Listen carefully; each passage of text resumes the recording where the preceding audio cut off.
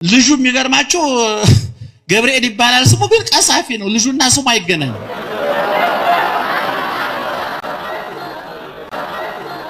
የትምርታችን ርዕስ የሚሆነው ሁለቱ ሴቶች ነው በሉ እስኪ ሁለቱ እናቶችን በሉ ትንሽ ከፍ እንድናደርገው ሁለቱ በደንብ ስሙኝ ሁለቱ በስቲያንቺ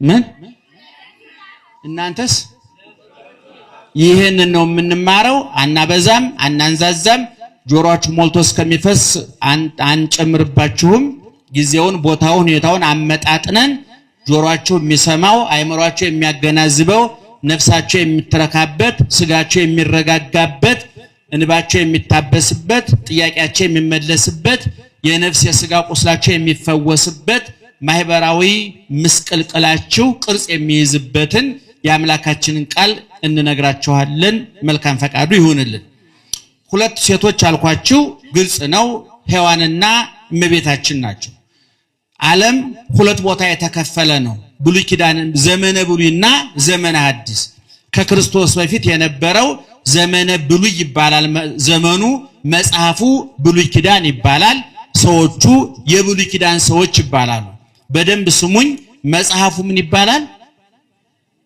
ብሉይ ኪዳን ነቃበሉ እንጂ መጽሐፉ ብሉይ ኪዳን ይባላል በሉት ምን ይባላል መጽሐፉ ዘመኑ ምን ይባላል ዘመነ ብሉይ ይባላል ሰዎቹ ምን ይባላሉ ሰባ ብሊት ነው የብሉይ ኪዳን ሰዎች በሏቸው ግደልም ለእናንተ ቀለል በሚለው ዘመኑ ምን ይባላል ዘመነ ብሉይ መጽሐፉ ምን ይባላል ብሉይ ኪዳን ሰዎቹ ምን ይባላሉ የብሉይ ኪዳን ሰዎች ይባላሉ ከክርስቶስ በኋላ ያለው ዘመን ደግሞ መጽሐፉ ሐዲስ ኪዳን ይባላል ዘመኑ ዘመነ ሐዲስ ይባላል ሰዎቹ የሐዲስ ኪዳን ሰዎች እንባላለን እነዚህ ሁለት መጻሕፍት የሁለት ሴቶች ውጤት ናቸው ብሉይ ኪዳን የሔዋን ውጤት ነው እንደምታውቁት እግዚአብሔር ዓለምን የፈጠረው በስድስት ቀን ነው ዓርብ እሁድ መፍጠር ጀምሮ ዓርብ ነው ያጠናቀቀው እሁድ ሰኞ ማክሰኞ ረቡዕ ሐሙስ ዓርብ በስድስቱ ቀን 22 ፍጥረት ፈጥሯል እግዚአብሔር ይሄ 22 ፍጥረት ስንላችሁ እጅግ በጣም ብዙውን አንድ ይያል እየጠቀለልን እኛ ለመማር ለማወቅ ለመረዳት ለመጠቀምም ለማመስገንም እንድረዳን ሊቃውንት ጠቅለው 22 አሉት እንጂ በዝርዝር እያንዳንዱ ቢጻፍ ሰማይ ምድር ወረቀት ባህሩ ቀለም እንጨቱ ሁሉ እስክሪብቶ ቢሆን ዓለም በጠቅላላ የሰው ዘር ጸሐፊ ቢሆን ተተንትኖ ተብራርቶ አይታወቅም ታቃላችሁ ስለ ከዋክብት የተጻፉት ምርምሮች ስታጠኑ እያንዳንዱ ኮከብ መቁጠር ስላካታቸው ሳይንቲስቶቹ ብዙን በቢሊየን የሚቆጠረውን ኮከብ አንድ ላይ አድርገው ጋላክሲ ብለውታል ጋላክሲ ማለት ደግሞ በብዙ ትሪሊየን የሚቆጠሩ ከዋክብት ክምችት ነው ተብሏል ቁጥሩ አይታወቅም ብዙውን አንድ ነው ሳይንስም እየቆጠረ ያለው እኛም እየቆጠርን ያለነው መጽሐፍ ቅዱስ ግን እንዲህ ይላል ዘይውሄር ልቆሙ ለከዋክብት በምልኦሙ ከዋክብትን በሙሉ የሚቆጥራቸው መቁጠር ብቻ አይደለም ወይጼውኦሙ ለኩሎሙ በበአስማቲሆሙ ሁላቸውንም በየስማቸው የሚጠራቸው ቅድም ነግሬያቸዋለሁ አንድ ጋላክሲ ማለት እኮ በብዙ ቢሊየን ቁጥር ያላቸው ከዋክብት አንድ ላይ ተጠቅለው ሲጠሩ ነው አይደለም የዓለም ህዝብ ብዛት አሁን 7 ቢሊየን 8 ቢሊየን ነው ስሙን አናውቀውም እውነቱን ለመናገር እግዚአብሔር ግን ስሙን ብቻ ሳይሆን ጠባዩን ልቡን ማንነቱን ያውቀዋል ያመረተ ፋብሪካ የቃውን ቁጥር ልክ እንደሚያውቀው ሁሉ እግዚአብሔር ሰውን የሰራው እግዚአብሔር ደግሞ ሰፍሮ ቆጥሮ ያውቀዋል እግዚአብሔር ከዋክብትን በሙሉ መቁጠር ብቻ አይደለም እያንዳንዳቸውን በስማቸው ይጠራቸዋል ይላል ቅዱስ ዳዊት በመዝሙር 146 ላይ እና ከዓርብ ጀምሮ ከእሑድ ጀምሮ እስከ ዓርብ ድረስ ዓለምን በብዙ መንገድ ከፈጠረ በኋላ በሶስት መንገድ ነው የፈጠረው እግዚአብሔር ዓለምን አንድ በላይኩን ይሁን በማለት ይሁን ለይኩን ብርሃን ብርሃን ይሁን ባህር ምድሪቱ ይሄን ታውጣ ባህሩ ይሄን ታውጣ አውጭ ሲላት በመመሪያ ምድሪቱ አዝሪት አትክልት እጽዋትን እንድታወጣ ባህሩ አዞውን አሳውን ጉማሬውን እንዳወጣ ለይኩኑ ብርሃናት አበይት ውስጥ ተገጸ ሰማይ ከመያብሩ በሰማይ ላይ ሶስቱ የብርሃን ምንጭ ሆኑት እንዲፈጠሩ ዘይዓቢ ብርሃን ከመይምግሊ መዓልተ ታላቁ ብርሃን ፀሐይ ቀኑን እንዲገዛ ወዘይንስ ብርሃን ከመይምግሊ ሌሊተ ታናሹ ብርሃን ጨረቃ ሌሊቱን እንዲገዛ ወዘይበዙ ብዙዎቹ ከዋክብት ደግሞ የሰማይ ፈርጥ ጌጥ ውበቱ ነው እንዳበሩ ፈጠረ እግዚአብሔር። ይሄ በትእዛዝ ነው በመናገር ነው። ሁለተኛ በነቢብ በሐልዮ አሁን በሐልዮ ብርሃን ጨለማ እንዴት እንደተፈጠረ መላእክት እንዴት እንደፈጠሩ ነፋስ እሳት ውሃ መሬት እንዴት እንደተፈጠሩ አይታወቅም። በዝምታ የቃና ዘገሊላውን ወይን በዝምታ ከውሃነት ወደ ወይንነት እንደቀየረው ዓለምንም ሲፈጥር በዝምታ የፈጠራቸው አለ። በአርምሞ ይባላል። ደህና መሻችሁ ወጣችሁ እንዴ አላችሁ አይደል? ማንስ ማን አንተ በለጠ ሰላም ነህ? ስንት ዓመት ነው? አግብተሃል? ወልጃለሁ እግዚአብሔር ይመስገን። 49 አልከው ማግባትን ተማምነ ነው እንጂ ባታገባ 25 ዓመት ነበር የምትለው። ደህና መሻችሁ። በደንብ ስሙኝ። ምክንያቱም እኔ እንደዚህ የምናሳስቃችሁ አንዳንዱ ሰው እኛ እያስተማረ ቤቱ ሄዶ ቡና የሚያፈላል እሱ ቂዶ ዕቃ የሚደረድራል። ይገርም እዚህ ቁጭ ብሎ ሱቁን ከፍቶ ነገ ያ ጫማ ይሸጥ ይሆን ያ ሸሚዝ ይሸጥ ይሆን የሚላል። ወጥረን የምንይዛችሁ ወደ ቤት እንዳትሄዱ ልጓም ለማስገባት ነው። ደህና መሻችሁ። ስለዚህ እግዚአብሔር በሶስት መንገድ ዓለምን ፈጠረ። አንድ በነቢብ በትእዛዝ በመናገር፣ ሁለት በአርምሞ በዝምታ፣ ሶስት የመጨረሻውን ፍጥረት 22ኛውን ፍጥረት ደግሞ ይላሉ አባቶቻችን በገቢር በተግባር ወገብሮ ለእጓለ እመሕያው እመሬተ ምድር የሰው ልጅ ከምድር አፈር አበጀው ይላል። ከምን አበጀው? ከምድር አፈር አበጀው። እንዳውም ሊቁ ሌሎቹን ፍጥረታት ሲፈጥር እግዚአብሔር መልካም ጥሩ ነው እያለ ካለፈ በኋላ ሰውን ሲፈጥር ዘፍጥረት ምዕራፍ 1 ቁጥር 26 ላይ ወርየ እግዚአብሔር ከመ ጥቀ ሰናይ ሰውን ሲፈጥር እጅግ በጣም ጥሩ እንደሆነ አያለ። በትምህርት ቤት ታውቃላችሁ ጉድ ይባላል፣ ቬሪ ጉድ ይባላል። ቀጥሎስ አቤት ብዙ ጊዜ አቶ በለጠ ምን ነበር የሚያወጥርሶ አልተማሩም? ምን ያደርግልዎታል? ደግ አድርገው። ዋናው እግዚአብሔር ሲያስተምር እና አሁን ጥሩ በጣም ጎበዝ ተማሪ የሚባለው ምን የሆነ ነው?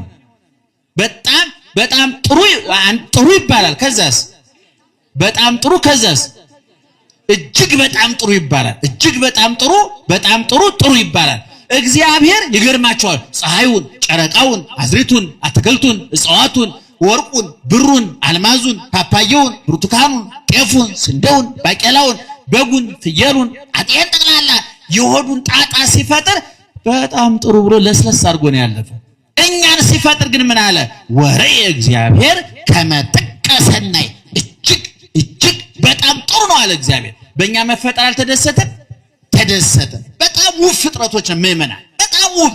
እኔ ለራሴ በዓለም ላይ አንደኛ ቆንጆ ማን ነው ብላችሁ ብትጠይቁኝ እሸቱ አለማየሁ እኔ ነኝ። ምክንያቱም በውስጤ ደምግባቴ ማን ነው? ክርስቶስ ስለሆነ፣ ውበቴ ክርስቶስ ስለሆነ በእኔ ውስጥ የክርስቶስ ደም አለ፣ ቁስሉ አለ፣ ችንካሩ አለ፣ ፍቅሩ አለ። ያ ቀራንዮ የወጣው እጆቹን ዘርግቶ የተቸነከረው በጅራፍ የተገረፈው በጦር የተወጋው ከሰማይ ወርዶ ከድንግል ተወልዶ በበረት ተጥሎ በጨርቅ ተጠቅሎ ተሰዶ ተርቦ ተጠምቶ ተገርፎ ተሰቅሎ ሙቶ ተገንዞ ተቀብሮ ተነስቶ አርጎ ዛሬ በሰማይ በአብ ቀኝ ያለው የኔ ጌታ ኢየሱስ ክርስቶስ በውስጤ ስላለ በዓለም ላይ አንደኛ ቆንጆ ክርስቲያኖች ናቸው። ውቦች እኛ ነን። ምናልባት የውበት መመዘኛው የኮከብ የመሰለ ዓይን፣ በረዶ የመሰለ ጥርስ፣ ዞማ ጸጉር፣ ይሄ የቁንጅና አወዳዳሪው ስጋዊ መመዘኛ ነው። የክርስቶስ መመዘኛ ሁሉን በጊዜው ምን አድርጎ ሰራው? አቤት ውብ አድርጎ ሰራው። ሁሉን በጊዜ ምን አድርጎ ሰራው?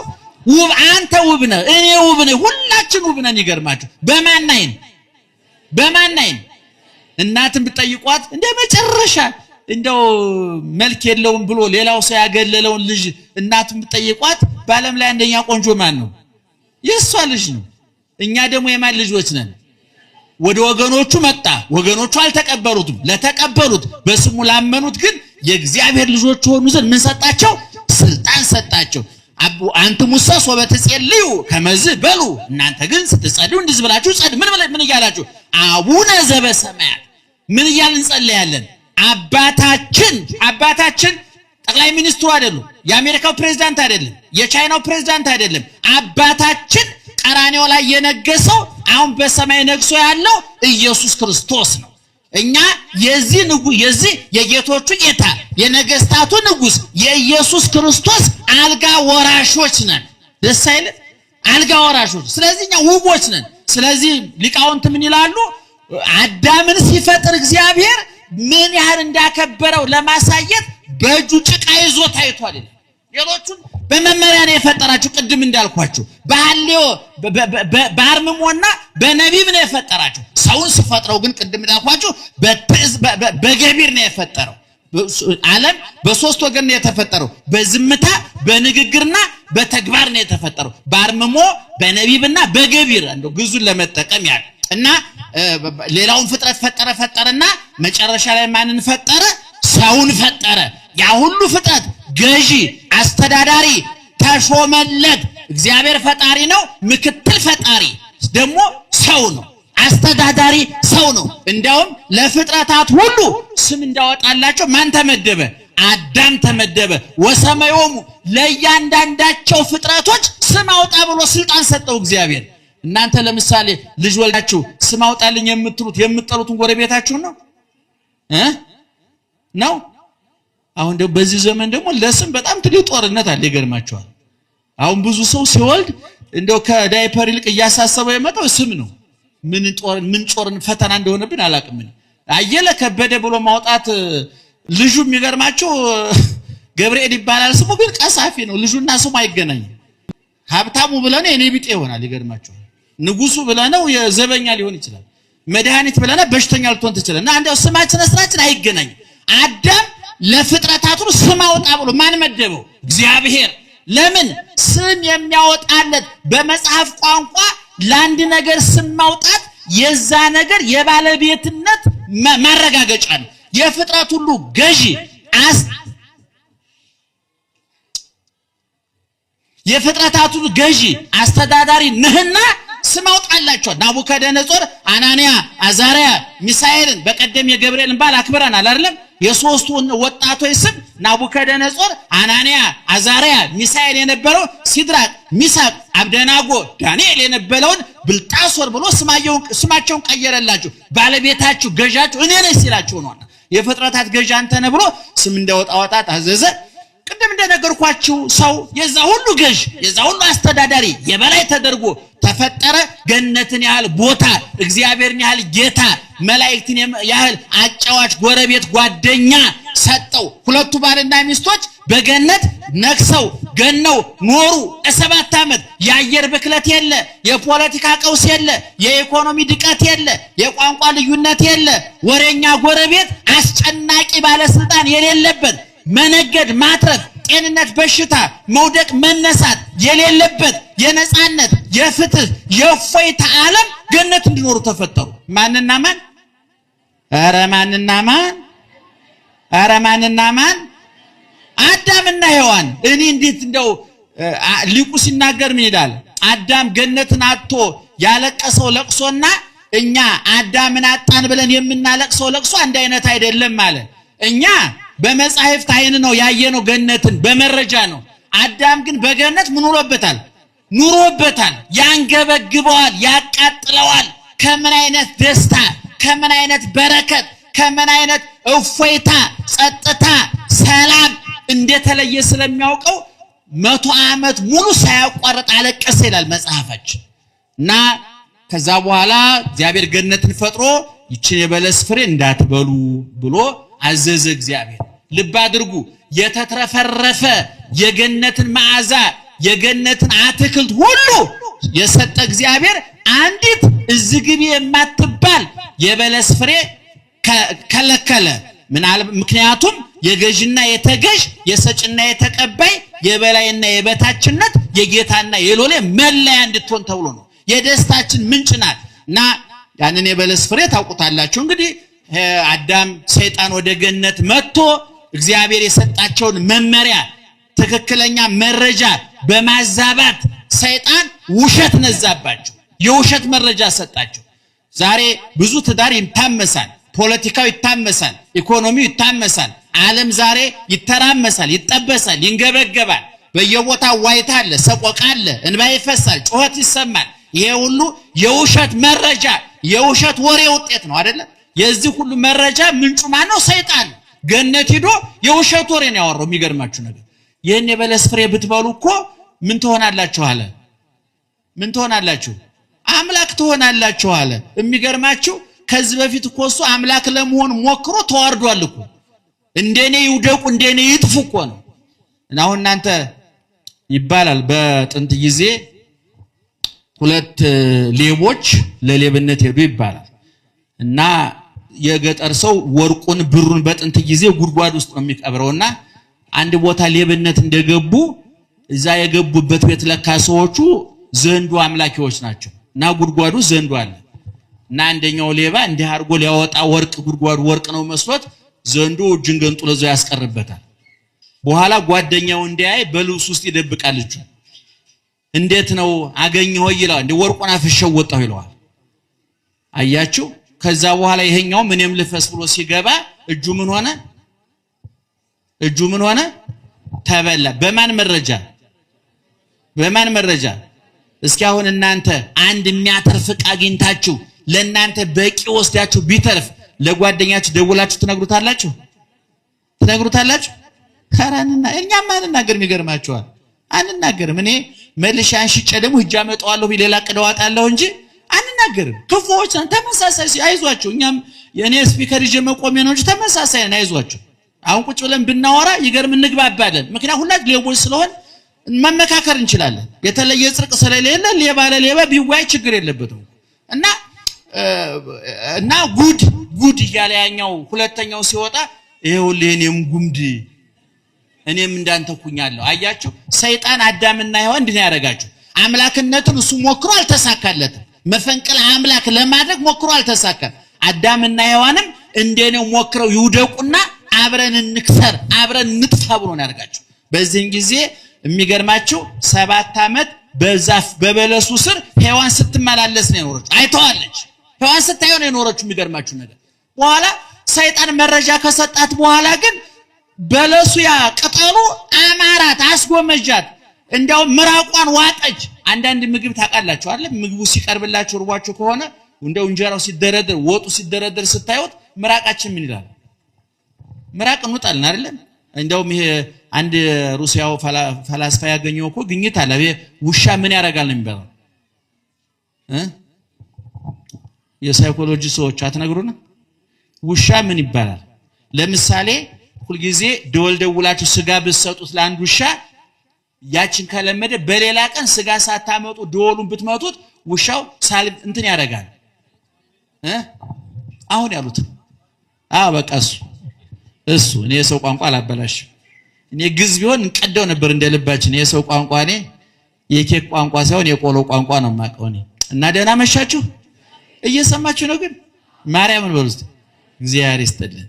እና ሔዋን ጎመጀች ከመረጃው በኋላ። ልብ አድርጉ፣ ሰይጣን የሰጠው የተዛባ መረጃ ሰው በነገራችን ላይ ምእመናን ታላቁ ሊቅ ዮሐንስ አፈወርቅ እያንዳንዱ ጥፋታችን በዓይናችንና በጆሮአችን የገባው ውጤት ነው ይላል። ስለዚህ ጆሮአችሁን ጠብቁ፣ ዓይናችሁን ጠብቁ። በዓይናችሁ ያያችሁት በጆሮአችሁ የሰማችሁት ነገር ጭንቅላት ውስጥ ገብቶ ጥያቄ ያመጣ። እስኪ ለምሳሌ አንድ ሰው ዝሙት የሚፈጽምበትን አካል ታውቁታላችሁ አይደል? አታውቁትም? እገሌ ዝሙት ፈጸመ ሲባል በየትኛው አካል እንደሆነ ታውቃላችሁ አይደል? ግን ሌሎች የስሜት ሕዋሳት አስተዋጽኦ የላቸውም። ለምሳሌ አንድ ሴት ብትቀጥር በስልክ ነው የምትቀጥራት አይደለም? ቁጥሩን የሚያየው ማን ነው? ንገሩኝ። እሺ ቁጥሩን የሚነካው ማን ነው? እሺ መጥራት አለ መጥራት የሚያገራግጠው ማን ነው? ሲነሳ ተነስቷል ብሎ የሚያነጋግረው ማን ነው? አቤት ምላስ። ቀጠሮ ቦታ ይይዝና ወደ ቀጠሮ ቦታ የሚሄደው ማን ነው? በር የሚከፍተው ማን ነው? አሁን ከስሜት ሕዋሳት የቀራለ አሁን ያኛው አካል መጨረሻ ላይ የፊርማ ጉዳይ ነው። በቃ አንዳንድ ክፉ ሰው የሚያረቀው ወረቀት አለ ይረቀቅና ባለስልጣኑ መጨረሻ ነው ፊርማ የሚያስቀምጠው እኮ። ክፉዎች አሉ አርቀቀው እዚች ላይ እስቲ ይፈርሙባት የሚባል ሰው አለ። ለዚህ ነው ኢየሱስ ክርስቶስ ያየ አመነዘረ። ዓይንህን ጠብቅ። ኢዮብ እንዳው ምን ይላል? ከዓይኔ ጋር ቃል ኪዳን ገባው ይላል። ከዓይናችሁ ጋር ቃል ኪዳን ግቡ። ምክንያቱም ሌሊት አልጋችሁ ላይ ሲያሰቃያችሁ የሚያድረው በዓይናችሁ የገባው መረጃ ነው፣ በጆሮአችሁ የገባው መረጃ ነው። አኡሩ አዕይንቲክሙ እለ በገሃድ ይላል ትምህርተ ዋት በሚባል በቤሳልች መጽሐፍ ላይ እነዚህ ውጫዊ ዓይኖቻችሁን አሳውሯቸው ይላል። እያወጣችሁ ጣሏቸው ማለት አይደለም።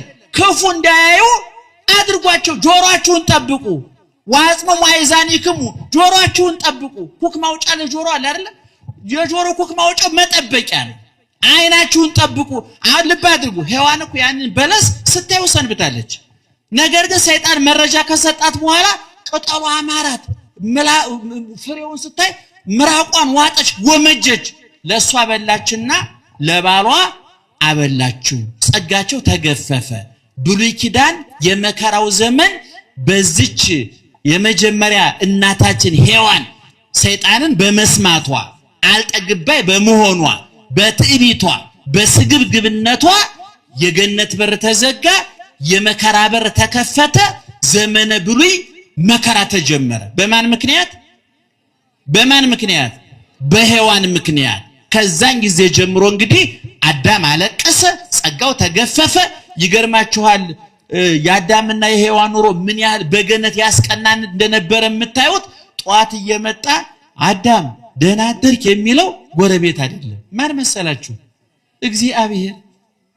እስኪ እንደው እናንተ ጧት እየመጣ እንኳን እግዚአብሔር እንደው ትንሽ ውዳሴ ማርያም የሚደግም ገብረ እግዚአብሔር እኮ ሰላም ሲል ደስ አይልም እንዴ? እንኳን እግዚአብሔር ተገኝቶ እንደው ደህና ሰው እንደው ሳሊለነ ቅድስት የሚል ሰው ደህና አደራችሁ ላይ ደስ አይላችሁ? ደስ ይላል። አዳምና ሔዋን ግን ሔዋን ደህና አደርሽ እንዴት አደርክ አዳም የሚለው ማን ነበረ?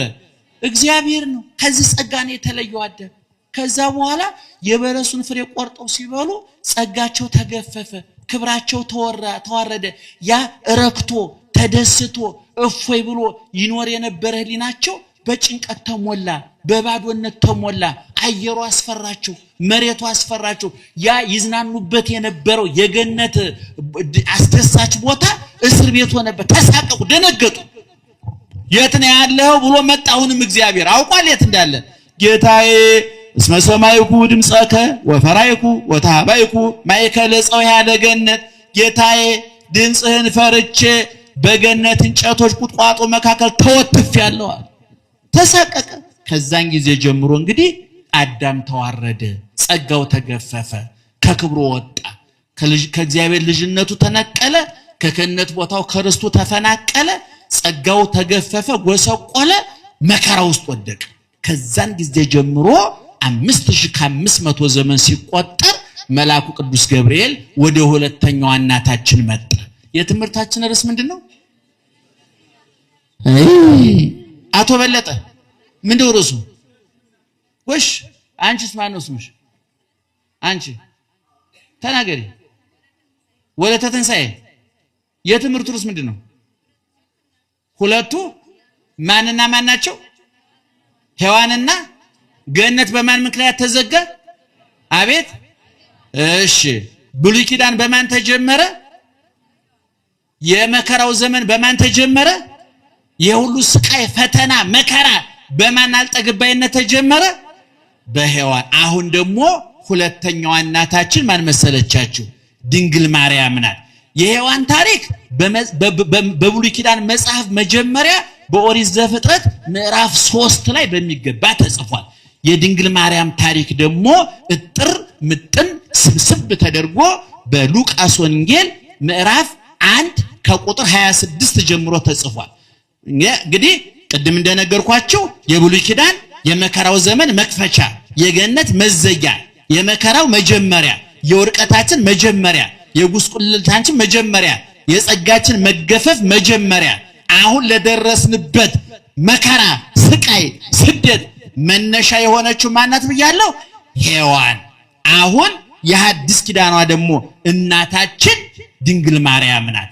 ቅድም ነግሬያችኋለሁ። የበለሱን ፍሬ እንድትበላ መረጃ ለሔዋን የሰጣት ማን ነው ብያችኋለሁ? ሰይጣን። ሰላም ለኪ ኦ ሔዋን ንግሥተ ሰማይ ወምድር፣ የምድር የሰማይ ንግሥት ሔዋን ሆይ ሰላም ነሽ ብሎ ሰላምታ ሲሰጣት ደስ ፈቃላት ይላሉ ኪዳነ ወልድ ክፍለ መዝገበ። ደስ ከልቧ ደስ ፈነቀላት። ደስታ ነው እንዴ? አንዳንድ ጊዜ በቤተ ክርስቲያንም እንዲሁ አለ እኮ አንዳንድ ቦታ ካላመሰገናችሁ ጳጳሳቱ ይከፋቸዋል፣ ደስ ይላቸው። እኛም እንዳቅማችን እናንተም እንዳቅማችሁ። አሁን እናንተ ምእመናን ሌቦች ናችሁ ብላችሁን ታዳምጡኛላችሁ። ሌቦች ነን ግን መባል አንፈልግም አይደል? የለም ቅዱሳን ደጋጎች የዋሆች ስንላችሁ ደስ ይላችኋል። ግን ህሊናችሁና እግዚአብሔር ብሎናችሁ እንደሆነ ማረጋገጥ አለባችሁ። እና መልአኩ ቅዱስ አሁን ቅድም ነገርኳችሁ ለሔዋን መረጃ የሰጣት ማን ነው? የምኑን ፍሬ እንድትበላ? የበለሱን ፍሬ በልታ ምን ገጠማት ብያችኋለሁ? የባሏም የሷም ጸጋቸው ክብራቸው ከገነት ከእግዚአብሔር የመከራው ዘመን ተጀመረ። የገነት በር የመከራው በር በማን ምክንያት? ማንን በመስማቷ? ሰይጣን። አሁን ደግሞ ሁለተኛዋ እናታችን ደግሞ የድንግል ማርያምን ደግሞ እንመልከት። ወበሳድስ ወር ተፈነወ ገብርኤል መልአክ። በስድስተኛው ወር ገብርኤል የሚባለው መልአክ የገሊላ አውራጃ ወደምትወድ ወደ ናዝሬት ወደ አንዲት ሀብአቲ ድንግል ወደ አንዲት ድንግል ተላከ። ማን ነው የተላከው? ቅዱስ ገብርኤል። ወደ ማን? ወደ ድንግል ማርያም መጥቶ ምን አላት? ተፈስሒ ፍስሕት እግዚአብሔር ምስሌኪ፣ አንቺ ደስ ይበልሽ እግዚአብሔር ካንቺ ጋራ ነው ብሎ ነገራት። እሷም እንዴት አይነት ሰላምታ ነው! አዲስ ቅድም ነግሬያችኋለሁ። ሔዋንን ሰይጣን ሰላም ለኪ ስለምን ሆነሽ ያልኳችሁ ምን አላት? እንደዚህ ምስሉን ሳይሆን ፍንድቅድቅ ብላ የሳቀችው ጸጉሯን እየነሰነሰች ሁሉ የሳቀች መስለኝ ሔዋን። ምክንያቱም ቅርብ ናት። እንደው ለእንትን ለሰይጣን መረጃ ልቧንም ጆሮዋንም ከፋፍታ አስረክባለች። እና የሰይጣን ድንግል ማርያም ግን መልአኩ መጥቶ ትጸንሻለሽ፣ ትወልጃለሽ፣ የምትወልጂውም የእግዚአብሔር ልጅ ነው፣ ስሙንም ኢየሱስ ትይዋለሽ። እግዚአብሔር የዳዊት አባቱ የዳዊትን ዙፋን ይሰጠዋል፣ ለያዕቆብ ቤት ይነግሳል፣ ለመንግስቱም ፍጻሜ የለውም ብሎ ነገራት። በጣም አስደናቂ ነገር ነው ምእመናን። ለድንግል ማርያም የመጣው የምስራች በሁለት ምክንያት አስደናቂ ነው። አንደኛ ድንግል ማርያም ተወልጃለሽ የተባለችው በድንግልና ነው። በድንግልና ከድንግል ማርያም በፊትም ሆነ በድንግል ማርያም ዘመን ያለ ድንግል ማርያም ከድንግል በኋላ እስከ ዕለተ ምጽአት በድንግልና የምትወልድ ሴት አለች። ስለዚህ ድንግል ማርያም የመጣላት የምስራች ከማስደሰት ይልቅ ወደ ምን ያጋደለ ነው? ወደ ማስደንገጥ ያጋደለ ነው። ትወልጃለሽ፣ ትጸንሻለሽ አላት። እንዴ እፎኑ ይከውነኒ እንዘ ኢየአምር ብእሴ፣ ወንድ ሳላውቅ እንዴት ይደረግልኛል? ቅድም ሔዋን የበለሱን ፍሬ ስትበሉ አምላክ ትሆናላችሁ ሲላት እንዴት ይሆናል አላለችም። ልክ ነው ብላ የበለሱ ፍሬ ቆረጠች። ሰይጣን ሲነግራት ድንግል ማርያምን የብርሃን መልአክ ቅዱስ ገብርኤልን እንኳን ምንድነው ያለችው? እንዴት ይሆንልኛል? ያመጣው ሁለት ተደርጎ የማያውቅ ካሁን በኋላም ሊደረግ የማይችል ሁለት ነገር ነው ይዘህ የመጣው። አንደኛ በድንግልና መውለድ፣ ሁለተኛ ደግሞ ሌላው አስጨናቂ አዲስ ሐሳብ ደግሞ ምንድነው? የሚወለደው ደግሞ ራሱ ማን ነው? እግዚአብሔር ነው። በደንብ ስሙ ይመናል። የመጀመሪያው ድንቅ ነገር ድንግል ማርያምን ያስደነገጣት ምንድነው? በምንድነው ትወልጃለሽ አላት? አቤት በድንግልና። ሁለተኛ ይሄን አድንቃ በዚህ ተደንቃ ተገርማ ሳትጨርስ ደግሞ ከዚህ የባሰ አስጨናቂ ነገር ጨመረላት። የምትወልጂው ማንን ነው አለ? እግዚአብሔር ነው የምትወልጂው። በጣም ተአምር ነው ይሄ። ከዛ በፊት አልተደረገ። በሷ ጊዜ ከሷ ውጭ ማንም ሴት አላደረገችው። ከሷ በኋላም አይደረግም። እኔ ሁሉ ጊዜ በሚዲያም በመድረክም ተናግሬያለሁ። ሁለት ነገሮች አይደገሙ ምትክ የላቸውም። አንድ እግዚአብሔር፣ ሁለት ድንግል ማርያም። ጻድቃን ይተካሉ፣ ማነው ሰማዕታት ይተካሉ። እህት ያንቺ ሰንፈሽ ነው እንጂ እኮ አርሴማ ልተካት ትችያለሽ። እኔ ሰንፌ ነው እንጂ ጊዮርጊስ ልተካው እችላለሁ፣ ተክለ ሃይማኖት ልተካ እችላለሁ። መንገዱ በሩ ክፍት ነው፣ አያዳላም እግዚአብሔር። የጊዮርጊስ አምላክ የኔ አምላክ ነው፣ የአርሴማ አምላክ ያንቺ አምላክ ነው። አርሴማ እንዳንቺ ሴት ነበረች፣ ጊዮርጊስ እንደኔው ወንድ ነበረ። አርሴማ እንዳንቺ ሰው ነበረች፣ ጊዮርጊስ እንደኔ ሰው ነበረ። እሷ ሩጣ አሸነፈች፣ እኔና አንቺ ሩጫ አቋርጠን ወጣን። ልዩነቱ ይሄ ነው። ድንግል ማርያምን ግን ዓለም 7 ቢሊየን እደግመዋለሁ 7-8 ቢሊየን የዓለም ሕዝብ ቢጨፈለቅ እንኳን ሙሉ አካሏን የፀጉሯን ዘለላ መተካት አይችልም። የማንን? አረ ጮክ በሉ። የማንን? የድንግል ማርያምን። የድንግል ማርያምን እና አይሆንም ማለት እንዴት ይደረጋል? ሁለት እማይቴ ረከብከ ዘከመዝ ብስራተ ዘንበለ ምድ እምድ እትወተ ወዘንበለ ምድ እምድንግል ጽንሰተ። ዘር ሳይዘራ ምርት ባል ሳይገባ ልጅ እንዴት ይሆናል? ይሄ ሊሆን ሊደረግ አይችልም ማለት። ውሸት ትክክል፣ ውሸት ነው ትክክል ነው፣ እውነት ነው አይደለም? ዘር ሳይዘራ አዝመራ አለ፣ ባል ሳይገባ ልጅ አለ የለም።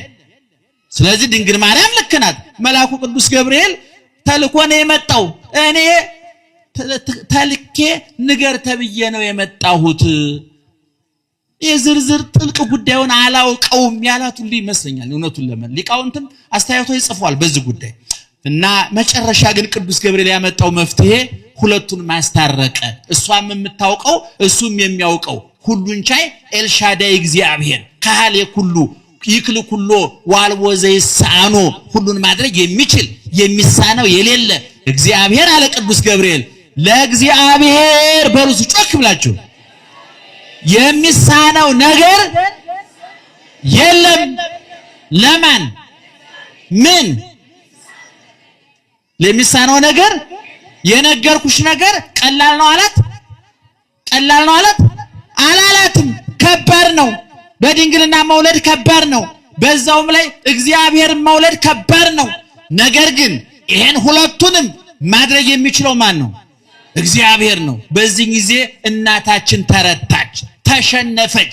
ትክክለኛ ሽንፈት፣ ትክክለኛ መረታት፣ ዓለምን ከውድቀት ያዳነ ሽንፈት፣ ዓለምን በሰይጣን ከመሸነፍ ከመረታት ያዳነ መረታት፣ ተረታች። ትክክለኛ መረታት። ከዛ ቀጥላ ምናል ናየ ዓመተ እግዚአብሔር ይኩነኒ በከመ ትቤለኒ። እነሆኝ የእግዚአብሔር ባሪያ ገረዱ በፊትህ አለሁኝ፣ እንደ ቃልህ ይደረግልኝ። እንደምኑ ይደረግልኝ? ይገርማችኋል። ይሄ በአንድ መልአክና በአንድ በድንግል ማርያም መካከል የተደረገ ውይይት ንግግር ብቻ አይደለም። ዘመንን የለወጠ ሞትን በሕይወት ውድቀትን በትንሳኤ ሞትን በሕይወት መቃብርን በትንሳኤ የለወጠ የገነትን በር ያስከፈተ በእንተ ሔዋን ተዓጾ ኆኅተ ገነት። ሐሙስ በምንጸልየው የድንግል ማርያም ውዳሴ ላይ እንዲህ አለ ሊቁ፣ በእንተ ሔዋን ተዓጾ ኆኅተ ገነት። በሔዋን ምክንያት የገነት በር ምን ሆነ? ተዘጋ። ወበእንተ ማርያም ድንግል ተርኅወ ለነ ዳግመ ከፈለነ ንብላ እምፀ ሕይወት። በድንግል ማርያም ምክንያት እንደገና ተከፈተ፣ ከሕይወት እንጨትም እንበላ ዘንድ ከፈለን፣ አደለን፣ ሰጠን አለ። እንግዲህ ሁለቱ እናቶች እኔ ናቸው። አንዷ ገነትን አዘጋችብን፣ አንዷ ገነትን አስከፈተችልን። አንዷ ለሞት ምክንያት ሆነችን፣ አንዷ ለሕይወት ምክንያት ሆነችን። አንዷ ለመቃብር መነሻ ሆነችን፣ አንዷ ለትንሣኤ መነሻ ሆነችን። አንዷ ላሮጌው ላረጀው ዘመን መጀመር ምክንያት ሆነች፣ አንዷ ለአዲሱ ዘመን መነሻ መክፈቻ ሆነን። ለዚህ ነው ኦርቶዶክሳውያን የተዋህዶ ሊቃውንት ድንግል ማርያም ላይ ተረባርበው ብሉይን አንብበው ሐዲሱን አመስጥረው የተነተኑት ያብራሩት ድንግል ማርያምን ማጥናት ሐዲስ ኪዳንን ማጥናት፣ ድንግል ማርያምን ማጥናት ነገረ ድህነትን ማጥናት፣ ድንግል ማርያምን ማጥናት ነገረ ስጋዌን ማጥናት፣ ድንግል ማርያምን ማጥናት ትህትናን ማጥናት፣ ድንግል ማርያምን ማጥናት ያለኝ ይበቃኛል ብሎ ቁጥብ ክት መሆን እንዴት ይሆንልኛል ብሎ የሚጠይቅ የማይስገበገብ የማይጎመጅ ያለኝ ይበቃኛል የሚል አይኑን ጆሮውን ልቡን ሰውነቱን የተቆጣጠረ ፍጥረት ለመፈጠር ምክንያት ናት ድንግል ማርያም። ይሄ እኛ ያጋነን አይደለም። ልብ አድርጉ። ሔዋን አንድ ሊቅ ሲናገር በሃይማኖት አበው ምን ይላል? ሔዋን አንድ 5-6 ድንግልናዎቿን ሰው ድንግልናውን አጣ ማለት ነው። አሁን ይብራራላችሁ ለእናንተ። አንድ ሴት ድንግልናዋን አጣች ማለት ከወንድ ጋር ምን አደረገች ማለት ነው? ተኛች ማለት ነው አይደለም? ለመጀመሪያ ጊዜ ተኛች ማለት ነው። ወንድም ድንግል አለው አይደለም? እንደው መቼም ማየትም ምናምን ስለሌለው መከራ ሆኖ እንትን ነው እንጂ የወንድ ድንግል አለ የለም? እቴ የወንድ ድንግል አለ የለም? አለ የለም? አለ። ዮሐንስ ድንግል፣ ኤርሚያስ ድንግል ደናግል አሉ እንጂ እንዴ የሴት ድንግል ያው የታወቀ ነው። ሔዋን ይላል ሊቁ የሴትነት ድንግልናዋን እንደው የሚገርማችሁ ሔዋን የሴትነት ድንግልናዋን ያጣችው ከገነት ከተባረረች በኋላ ነው። ምዕራፍ 4 ላይ ዋይ መራ አዳም ለሔዋን አዳም ሔዋንን አወቀ ደረሰባት ብሎ ሩካቤ ሥጋ የፈጸሙት ከገነት ከተባረሩ በኋላ ድንግልናዋ ሄደው ዋናው የጆሮዋን ድንግልና የዓይኗን ድንግልና የእጇን የእግሯን የልቧን ድንግልና ያጣችው በገነት። የዓይኗን ድንግልና መቼ አጣችው? የበለሱን ፍሬ ስታይ። የጆሮዋን ድንግልና መቼ አጣችው? የሰይጣንን ቃል ስትሰማ። የእጇን ድንግልና መቼ አጣችው? የበለሱን ፍሬ ስትቆርጥ። የመላሷን ድንግልና መቼ አጣችው? ከሰይጣን ጋር ስታወራ። የእግሯን ድንግልና መቼ አጣችው? ወደ በለሱ ስትገሰግስ። አላጣችሁም ድንግልናዋን? ገልብጡና ወደ ድንግል እንግዲህ የትምህርታችን ርዕስ ምንድነው ብለናል? ሁለቱን እናቶች ማነጻጸር አይደለ? የድንግል ማርያም ድንግልናስ ሔዋን ሰይጣንን አነጋግራ ያንደበቷን ድንግልና ስታጣ፣ እመቤታችን ግን ከቅዱስ ገብርኤል ጋር ተነጋግራ ያንደበቷን ድንግልና አስጠበቀች። ሔዋን የበለሱን ፍሬ አይታ የዓይኗን ድንግልና እንዳጠፋች፣ ድንግል ማርያም የሕይወት ፍሬ ክርስቶስን አይታ ድንግልናዋን አጠፋች። ሔዋን ሰይጣንን አየች፣ ድንግል ማርያም ቅዱስ ገብርኤልን አየች። ሔዋን የበለሱን ፍሬ ቆረጠች፣ ድንግል ማርያም የሕይወት ፍሬ ክርስቶስን አቀፈች። ሔዋን ወደ በለሱ ፍሬ ገሰገሰች፣ ድንግል ማርያም ወደ ቤተ መቅደስ ገሰገሰች። ሔዋን እሺ በጀ ብላ ሰይጣንን ተባበረች፣ ድንግል ማርያም እንኳን ሰይጣንን ቅዱስ ገብርኤልን እንኳን የተቀበለችው ከብዙ ክርክር በኋላ ነው። ስለዚህ ከሁለቱ እናቶች ያተረፈን ማን ነው? ከሁለቱ እናቶች አትራፊዎች እነማን ናቸው? የትኛዋ ናት? ድገሟት። አረ ድገሟት። እመቤታችን። ሔዋን በማን ተካሰች? አቤት አበሻ ስም ሲያወጣ ለልጁ መካሻ ይላል። ልጁ እንግዲህ ሊክስም ላይ ክስም ይችላል። መጅራት መች ሊሆን ይችላል። ደመላሽ ይላል አበሻ። አንዳንዱ ስማችን እኮ ራሱ ጦር ሜዳ የወጣ ነው የሚመስለው። ያራስ በህፃንነቱ የወጣ ሲሆን የሆነ እየተጋደለ ጦርነት ላይ የወጣ ደመላሽ፣ ደምሳሽ እንደው ስሞቻችን ራሱ ሽብር ሰባኪ ናቸው እኮ ነው እውነቱን ለመናገር። እና ደህና መሻችሁ። እና የዛሬው ምሽት ትምህርታችን እነዚህን ሁለት እናቶች ማነጻጸር ነው። ይሄን ለምን እንደው የምናነጻጽረው ሲባል የነገረ ድህነት ጉዳይ ነው፣ የሐዲስ ኪዳን ጉዳይ ነው። ቅድም እንዳልኳችሁ ድንግል ማርያም ባትኖር ድንግል ማርያም እንደ ቃልህ ይደረግልኝ ብላ ባትቀበል የነገ ወዲያው አሁን ሳምንት የምናከብረው የክርስቶስ ልደት አልነበረም። ድንግል ማርያም እንደ ቃልህ ይደረግልኝ ባትል ኖሮ የጥምቀት በዓል አልነበረም። ድንግል ማርያም እንደ ቃልህ ይደረግልኝ ባትል ኖሮ የሆሳዕና በዓል፣ የደብረ ዘይት በዓል፣ የቡሄ በዓል፣ የትንሣኤ በዓል፣ የስቅለት በዓል፣ የደብረ ታቦር በዓል የሚባል አልነበረም። ድንግል ማርያም እንደ ቃልህ ይደረግልኝ ባትል ሐዋርያት አልነበሩም፣ ጻድቃን አልነበሩም፣ ስጋው ደሙ አልነበረም፣ ጥምቀት አልነበረም፣ ክርስቶስ ትምህርቱ አልነበረም። የእግዚአብሔርን ቸርነት አዳኝነት ያየንበት መስታወታችን ናት። ደህና አደሩ።